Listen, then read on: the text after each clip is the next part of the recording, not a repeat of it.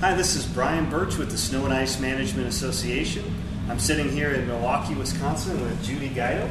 Brian? Judy, you were our esteemed speaker for the last 2 days and you did a great job.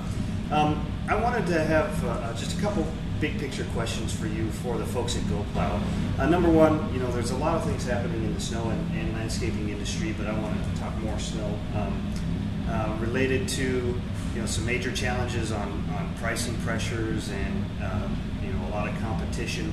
I just want to get your assessment in just a minute or two of where the market's at and what you think a small or medium-sized contractor can do to fight through these challenges. Okay, great question. First of all, what's happening in the market? I mean, obviously everybody is well aware of the economic downturn that we've had. So people are going to continue to fight price consensus and pricing pressure. So I think one of the most important things is, number one, spearhead pricing right from the get-go. Don't avoid it. Do everything that you can do to drive costs out of your snow delivery service. So everything from efficiencies in buying your services and your subcontractors better, your route density. Mirror yourself similar to the big guys. I mean, you've got to be as efficient as possible to drive costs out. Utilize technology. Group with one another for better buying practices. Group together with some non-competitors to pool your scale of scope and scale of economy to buy better. Again, think like the big guys, act like the smaller guys.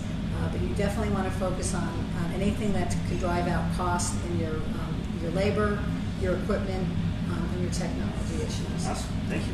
And from an emotional standpoint, it's a challenging time.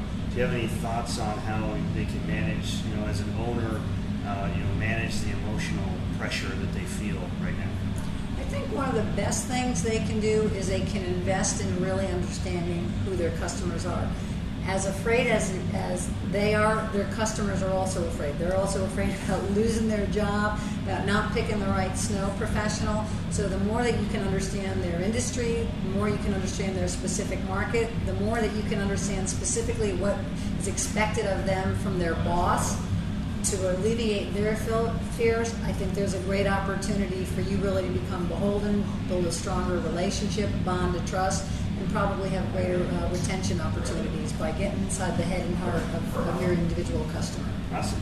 Okay, one more question, Judy. Obviously there's the challenge of now fighting through these challenging times in the economy and fighting off some of these pressures, but I'm curious, what do you think folks can do now to prepare for the future and be ready for the rebound and the opportunities that might result from that?